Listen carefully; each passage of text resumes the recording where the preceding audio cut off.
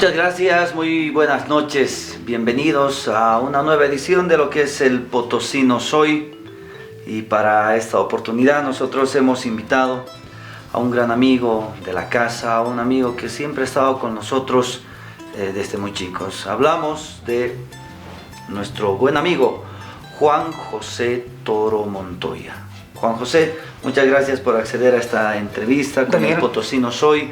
Estamos muy orgullosos de que seas parte de este nuestro proyecto que está dando buenos resultados, porque tenemos gente muy importante que ha pisado nuestro programa y sin duda alguna no podía faltar tu persona. Bueno, muchas gracias. Sí, hay potosinos muy importantes en el interior y exterior del país también, que sería lindo que los puedas traer. Bien, Juan José, como ya hablábamos extra micrófonos, esta es una entrevista que está fuera de lo que es el trabajo, fuera de lo que es nuestra profesión, fuera de los servicios que nosotros brindamos. Es una entrevista más personal para que la población conozca un poquito más de Juan José Toro Montoya. ¿Dónde nace Juan José? Bueno, obviamente soy potosino. He nacido en la ciudad de Potosí el 18 de marzo de 1968. Una fecha importante para la historia. Potosino, nacido en el Hospital Obrero número 5 en la Caja Nacional de Salud. ¿Quiénes son sus padres? José Toro Pacheco, que nos ha dejado hace poco más de 2 años, y doña Nelly Montoya Míguez de Toro, mi madre, mi sustento, no sé, mi todo. Bien, coméntanos, Juan José, un poquito de tu infancia. Ay, mira, yo me acordé de mi infancia hace poquito con esta película, cuando los hombres quedan solos, porque la verdad es que me recordó mi infancia. Yo soy de los que podemos considerarnos los hijos de la dictadura, es decir, de quienes éramos niños cuando el país era gobernado por militares, cuando había estados de sitio, cuando salir por las noches en la calle o a las calles era una proeza, y cuando si uno de tus familiares no llegaba a la casa o no llamaba para avisar dónde estaba, entonces se ponían a llorar las mujeres, porque no había celular entonces, y existía el temor de que haya sido detenido por la DIC, la Dirección de Investigación Criminal. Decir DIC era asustarse, era temblar. O sea, te agarraban borrachito en la calle, te llevaban a la DIC y la probabilidad de que desaparezcas luego de eso era muy alta. Entonces eran años oscuros, eran años de dolor, eran años de incertidumbre. No era como ahora, o sea, ahora tenemos noticias sobre crímenes espeluznantes, qué sé yo. En ese entonces los crímenes los cometían los policías, los cometían los militares, los cometían los paramilitares, y no era raro que si alguien desaparecía de la casa tenías que ir a reconocerlo a la morgue. Entonces eran años oscuros, años de miedo. O sea, y en esos años es que mi generación prácticamente no tuvo infancia, ¿no? Vivíamos más que nada dentro de la casa. Salíamos de día, jugábamos, qué sé yo, pero había que entrarse tempranito porque a las 8 de la noche era el toque de queda. ¿Cuál es el mayor recuerdo que tienes de tu infancia? Mira, nunca me habían preguntado eso, pero creo que el recuerdo que tengo es que una vez, yo en ciclo básico estuve en el colegio ILADE, y yo tenía que llevarles a mis hermanos porque yo estaba en curso inferior, y como siempre fui tan despistado, una vez me olvidé de recogerle a mi hermano, el que me sigue, y me fui hasta la casa, y cuando llego y digo, ¿y el Víctor? Y tuve que volver, y llegó y mi hermano estaba llorando sobre la silla, una barbaridad. Don Conrado Moscoso, que le dijo, ¿cómo vas a olvidarte de tu hermano? Entonces eso nos acordamos mucho. ¿Te acuerdas más o menos cuántos años tenías? Y yo he debido tener entonces, a ver, probablemente yo tenía unos 7 u 8 años, y mi hermano tenía 5 o 6 años. Primero básico más o menos. Sí, sí, te estoy hablando de mis tiempos del ILAD. Yo estuve en el ILAD hasta quinto básico. Hubiera salido bachiller de ahí porque tenía beca completa. En aquellos tiempos no se destaseaban las becas y don Cosado Moscoso me tenía mucho aprecio y él me dio beca completa por mis calificaciones. Entonces podía quedarme hasta terminar el bachillerato en el ILADE, pero subieron las pensiones. Nosotros éramos 4 y aunque mi papá solamente tenía que pagar de 3, dijo que ya no le alcanzaba por su sueldo y nos cambió a todos a un colegio fiscal y me dijo, sí, sería injusto que vos te quedes, aunque tenía beca, que te quedes en un colegio particular y que tus hermanos estén en fiscal, tienen que estar todos bajo lo mismo. Me dolió bastante, ya tenía mis amigos, ya tenía mi círculo. Y de esa manera fue que nos cambiaron a todos. Mi hermana se fue al Sagrados Corazones, a mis hermanos y a mí nos llevaron al Alonso. Entonces, eso también, siempre que recuerdo la vez que dejé el ILADE, es un recuerdo doloroso porque creo que de cierta manera me cambió la vida ese cambio de colegio. Bien, a ver, Juan José, el mayor recuerdo que tengas de tus padres y de tu familia. A ver, oye, complicado. Mi papá fue mi compañero en la universidad. Ese es el mayor recuerdo que tengo de él. Yo me inscribo a la universidad, yo no hice el vestibular, entonces opté por el examen, entonces examen de ingreso y la prueba de suficiencia académica. Aprobé con buena calificación. Entonces ya una vez adentro mi papá me dijo, ay, hijo, qué envidia me da, yo también quisiera ir a la universidad, me dijo, porque él fue maestro normalista. Le dije, pero entra. Entonces, él dudó y me dijo, pero ¿cómo a esta edad? No sé, no, otros entran a cualquier edad, los horarios son cómodos, entra. Le dije, le animé y se inscribió. Entonces mi papá fue mi compañero en la universidad durante 5 años, los dos estudiamos Derecho. Entonces ese es el mayor recuerdo que tengo de mi padre.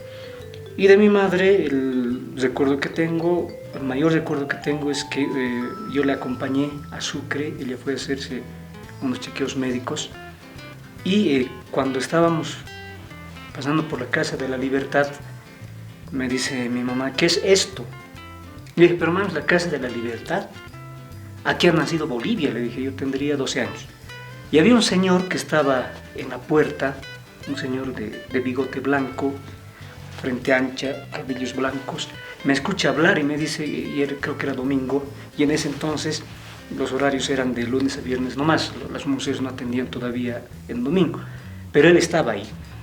Y dice, te he escuchado hablar, me dice, ¿no quisieras conocer la Casa de la Libertad?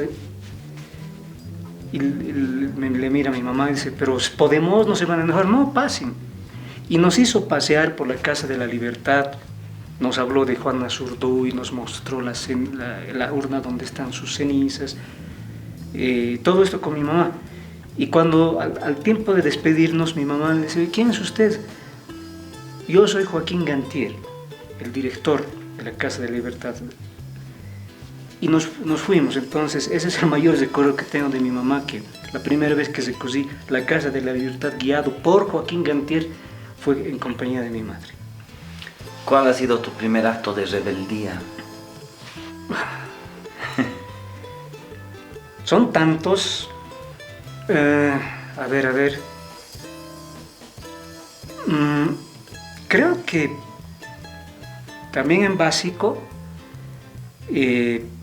nos pidió leer un libro el profesor, que era don Justo Ayaviri. Yo estaría en cuarto, quinto básico. Me dice, van a leer un libro en las vacaciones y cuando vuelvan nos van a hablar 5 minutos del libro. O sea, pasan las vacaciones. Yo me leí Don Quijote, porque todavía conservo ese libro que es de mi abuelo, edición de 1916. Entonces empecé a hablar del libro, 5 minutos, y dijimos, no, yo voy a seguir, profesor, y me tiré toda la clase contando Don Quijote de la Mancha. Creo que ese fue mi primer acto de rebeldía.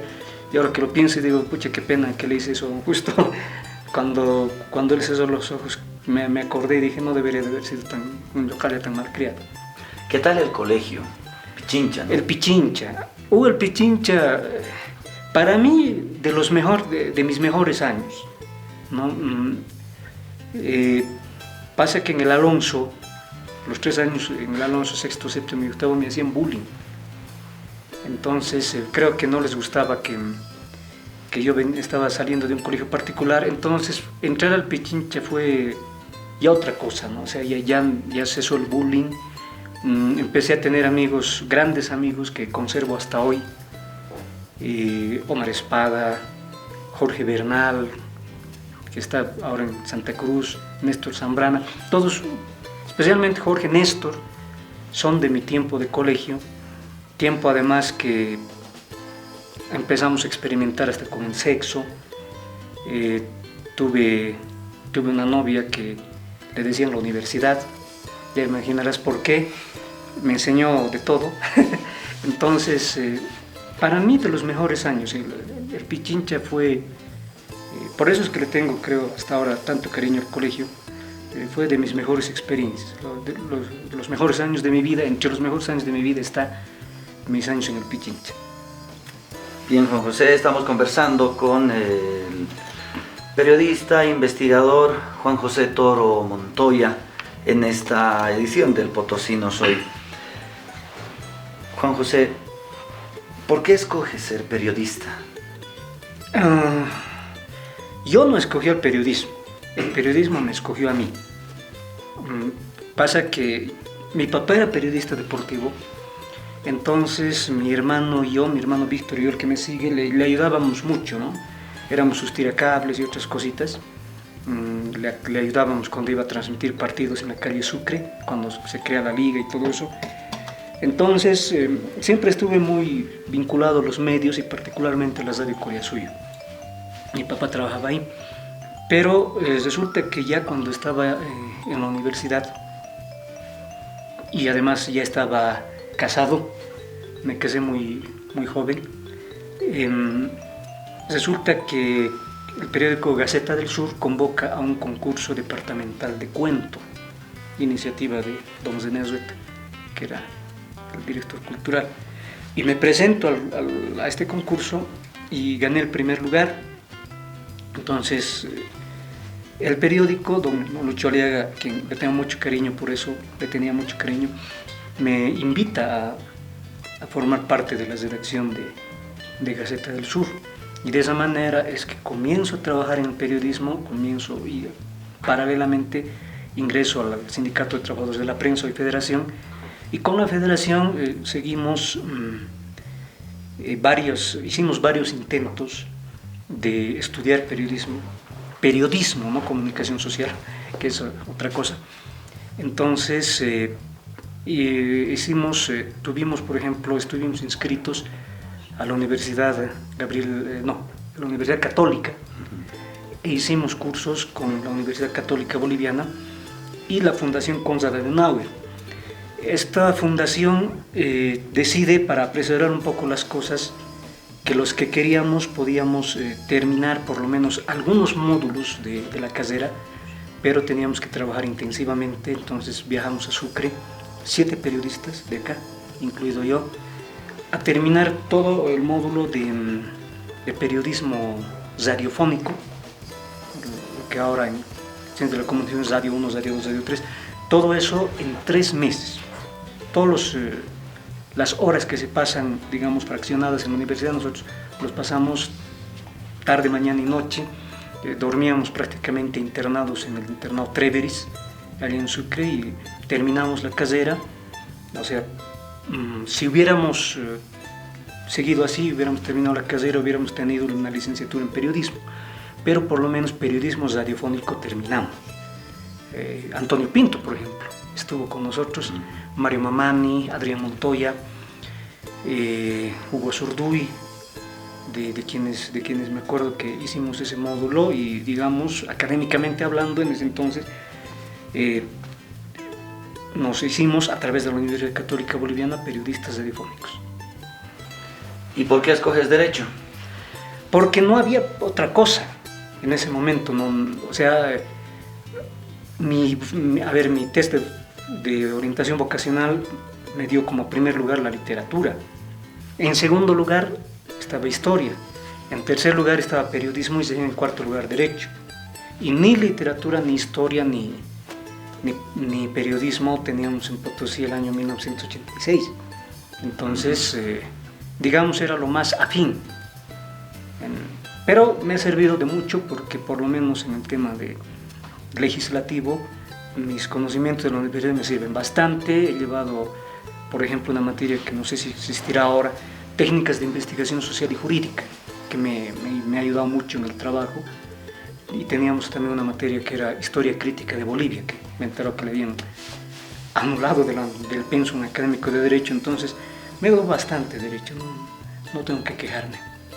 Bien, Juan José, ¿cuál ha sido tu momento personal, el mejor momento personal de Juan José Toro Montoya? Yo creo que fue cuando recibí el premio en Historia del Periodismo.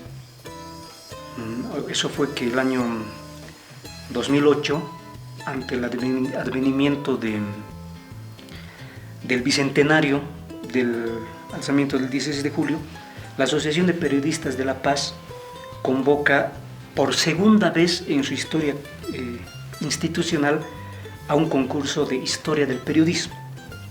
La primera vez que había convocado fue el año 1943, y esa primera vez quien ganó ese concurso fue Carlos Montenegro, con Nacionalismo y Coloniaje, que ahora es un hito de la historia crítica, un hito de las letras bolivianas. Y cuando me entero de eso, digo, oye, si ganara esto sería lo máximo, porque cada año hay premios del periodismo, ¿no? La Asociación de Periodistas de La Paz cada año saca periodista del año y en diferentes géneros, pero eso es cada año. En cambio, esto iba a ser la segunda vez, y como me confirman en la asociación, no van a volver a convocar por lo menos dentro de 20 años más. Entonces dije, este premio es importante, no por el dinero, que sí hubo un premio económico, pero era más que nada porque quien iba a ganar ese premio iba a estar prácticamente después de Carlos Montenegro en la historia de la Asociación de Periodistas de La Paz. Entonces gané el premio, imprimieron el libro. Desgraciadamente la Asociación Boliviana de Caseras en Ciencias de la Comunicación no lo ha incluido como texto de consulta para las caseras, y el momento en que recibí ese premio fue para mí hasta ahora el momento más glorioso de mi vida. Juan José, ¿qué te enoja? Los políticos. Detesto a los políticos. No sé, tal vez no sea bueno, pero a mí los políticos, antes tenía simpatías por la izquierda, pero ahora, como hemos visto que la izquierda tranquilamente se puede convertir en derecha estando en el gobierno, entonces ya nadie, realmente he visto toda la porquería que puede hacer la política, en personajes grandes, personajes chicos. He visto lo que le ha hecho la política a Carlos Palenque. Yo fui corresponsal de Metropolitano una temporada, lo conocía personalmente muy de cerca a Carlos Palenque. He visto lo que le ha hecho la política, prácticamente lo ha matado, y eso ha sido una cochina movida política de Chichi Solís y las Remedios, ¿no? Entonces, no, realmente si hay lo que me subleva es la política. ¿De quién desconfías? De los políticos. ¿También? Pues, obviamente. Porque en este momento, por ejemplo, para que tengas una idea, que para mí mi némesis y mi antípoda ahora en 2019 es el Consejo Municipal de Potosí, porque ahí estoy viendo realmente, no solamente, digamos, no estaremos viendo cosas muy feas como muertes de personas y demás, pero estoy viendo una inutilidad, una ineficiencia, una burocracia, y encima son políticos, encima se pelean por razones políticas, así que realmente detestables. Yo estoy viendo el Consejo Municipal de lo peorcito de la política. Bien, Juan José, ¿prefieres decir la verdad, así lastime a la gente? ¿O por ahí a veces un poquito te reservas algo? Yo tengo este defecto. Cuando hago mi trabajo, yo prefiero, me esfuerzo en ser ético. Pero atención, por eso, cuando hago mi trabajo, estuve viendo unos mensajitos por ahí en los grupos que tenemos, que me parece además sorprendente, ¿no? Hay grupos de periodistas Y en vez de estar hablando de periodismo o estar hablando en temas inherentes a nuestro trabajo, nos ocupamos de huevadas. Y entre esas huevadas estaba que algo se habló de... tuve la mala idea de hacer notar que en un mensaje muy corto había errores ortográficos, ya te imaginarás las de acción, y por ahí empezaron a hablar de ética. Y me di cuenta que, obviamente me di cuenta que estamos refiriendo a mí, y prefería no contestar, no hay tiempo para esas cosas, pero una es la ética personal, la ética que tú tienes con tu vida privada, y otra es la ética profesional, la otra es la ética en el trabajo, la ética laboral. Entonces, a mí me pueden cuestionar mucho de mi vida privada, porque yo en mi vida privada he cometido errores. Soy un ser humano con muchos defectos, escasas virtudes, entonces yo he cometido errores en mi vida personal. Pero a mí me sorprende que periodistas tomen mis errores en mi vida privada, que nada que ver, y traten de mezclar con mi vida personal, con mi vida laboral. Yo en el periódico que intento, o en el periodismo, lo que intento ser equilibrado, intento cumplir las reglas, y entre las reglas está el código de ética periodística. Yo intento no confundir, no mezclar, por ejemplo, la facturación con la redacción. O sea, si tengo un contrato, vamos a suponer de la alcaldía, yo intento que eso no influya en mi trabajo. No estoy diciendo lo logro, lo intento, me esfuerzo, pero eso es a nivel personal, y parte de eso es que a mí me gusta decir la verdad. No es que me gusta, sino que tengo el defecto de decir la verdad. Y a veces me paso, ¿no? Porque soy demasiado arasimi y obviamente la verdad muchas veces duele e incomoda. Eso me ha traído muchos problemas, muchos enemigos, muchos anticuerpos. Bien, estamos compartiendo un momento especial con Juan José Toro Montoya. Salud, Juan José, estamos disfrutando de un rico vino. Muchísimas gracias a todos quienes hacen posible el Potosino Soy. Agradable el vino. Sí, yo no tomo Oporto, pero este me está gustando. Está rico, ¿no? Sí. Bien, Juan José, seguimos con más, ya ingresando un poquito ya en la recta final de este Potosino Soy. ¿Qué te da miedo? Ay, antes te hubiera dicho, no sé, la muerte y otras cosas, pero tantas cosas que me han pasado. Oye, yo digo, cuando estaba saliendo un bachiller, escuchaba hablar de cosas que les pasaban a otras personas. Jamás pensé que me pasarían a mí, pero me han pasado. Me han pasado cosas muy feas, me han pasado cosas terribles, cosas que la gente no sabe. Jamás pensé que me podía pasar a mí. Entonces, pero luego de todo eso, digo, a ratos creo que lo paso por todo y no le tengo miedo a nada, ¿no? Pero sí hay algo a lo que le tengo miedo, sinceramente. Lo pensé hoy, lo pensé ayer, y le tengo miedo a perder a mi madre. A eso le tengo miedo. He aguantado lo de mi papá, pero lo de mi madre no creo. A eso le tengo miedo. ¿Qué es lo que admiras más de la vida de las personas? Cuando, pese a todo, se mantienen éticas, cuando se mantienen incólumes, cuando no cambian. Mi padre, por ejemplo, tuvo un partido político toda su vida. Fue todo el tiempo del MNR.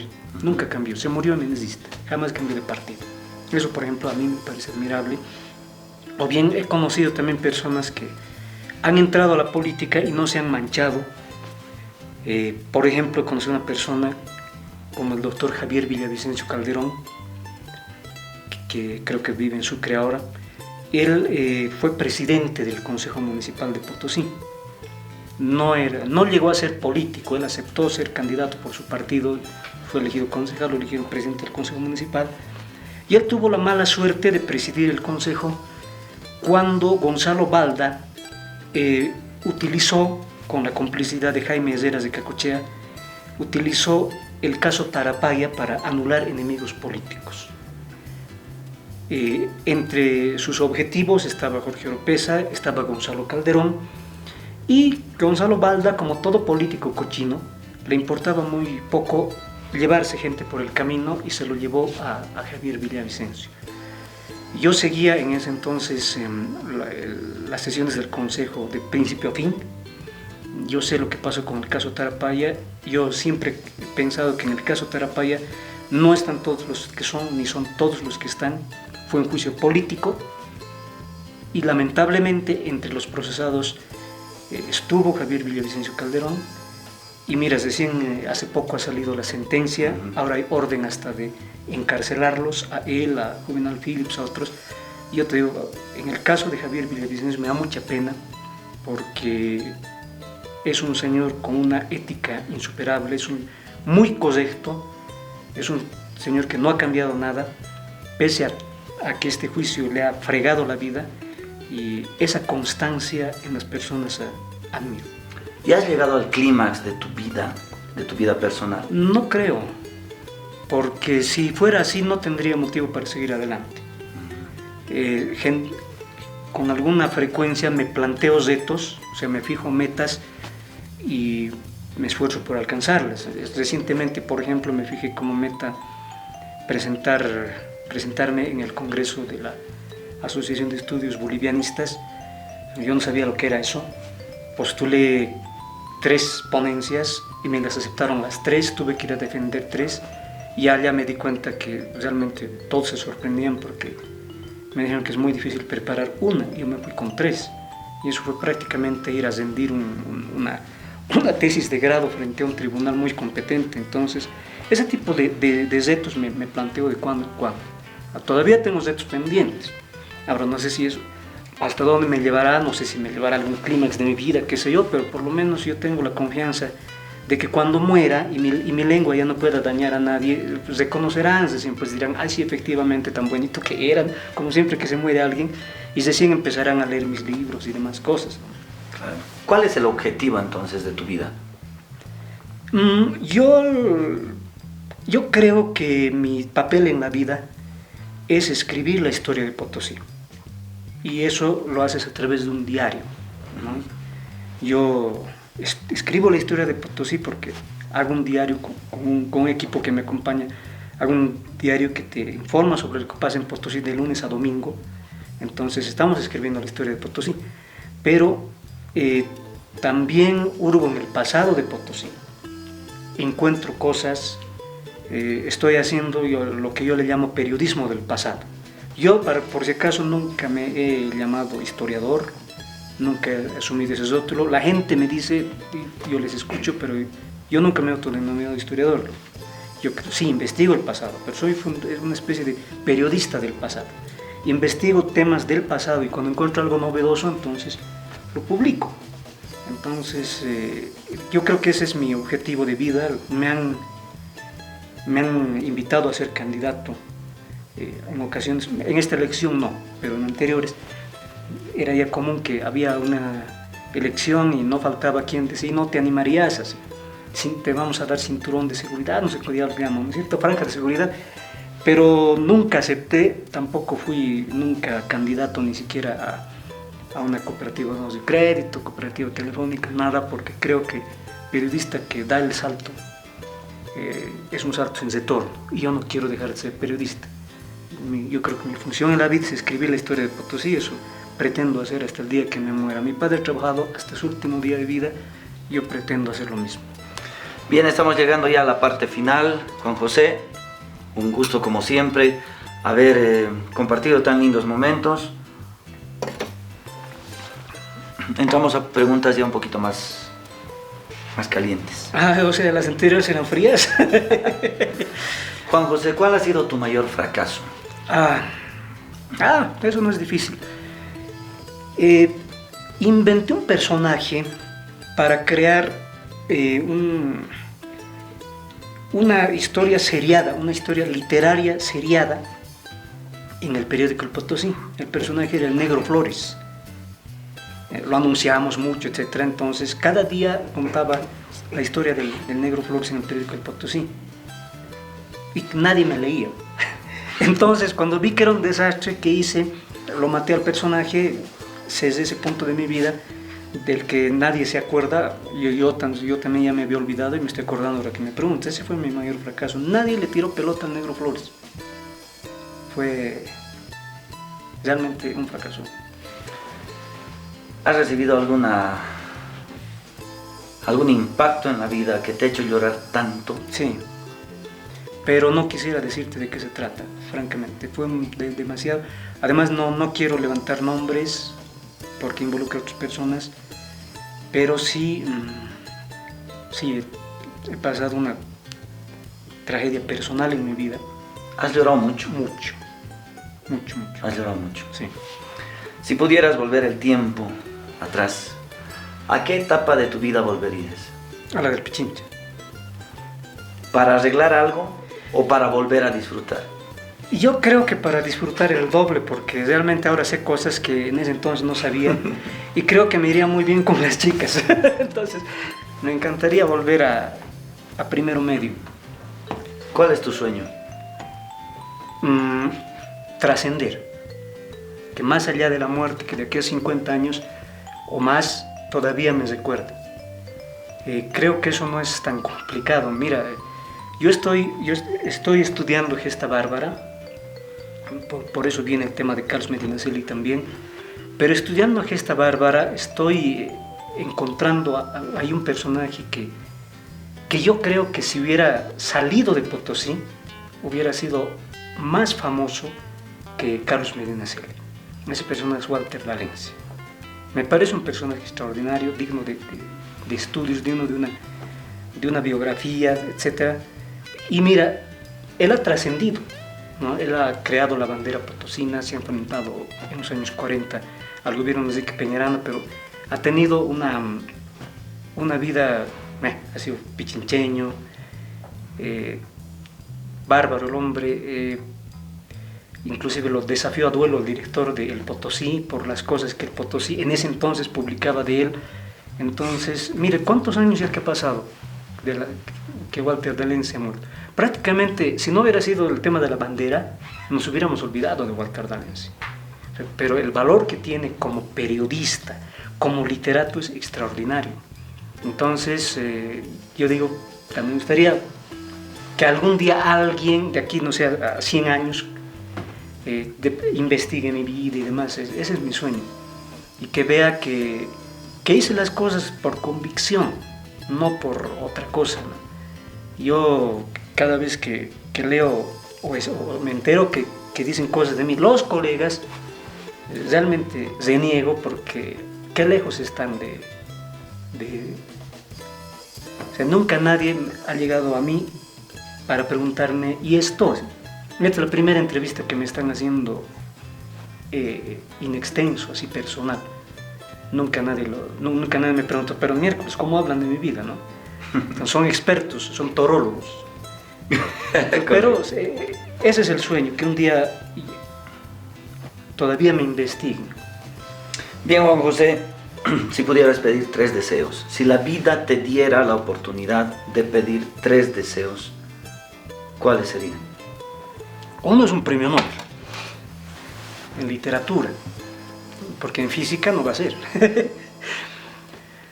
Pero después, a ver, el otro sería que Potosí sea compensado como se debe por todo lo que ha hecho. O sea, me he vuelto, ese es el riesgo de estudiar la historia potosina, me he vuelto fanático de Potosí, chauvinista me dicen afuera. Y yo creo que el tercer deseo es que mis hijas tengan la tranquilidad que yo no tuve, tengan la vida que yo no tuve, que les vaya bien, porque creo que a mí no me ha ido muy bien, que digamos. Bien, Juan José, ya hemos llegado a la parte final del programa. Hay que acabar el vino entonces. Vamos terminando. Juan José, hemos identificado 3 cosas importantes en tu vida personal, más allá de todo lo que has pasado, todo lo que has vivido, que como todo ser humano, la mamá, creo que es tu pilar fundamental de vida ahora, y obviamente tus seres queridos que son tus hijas.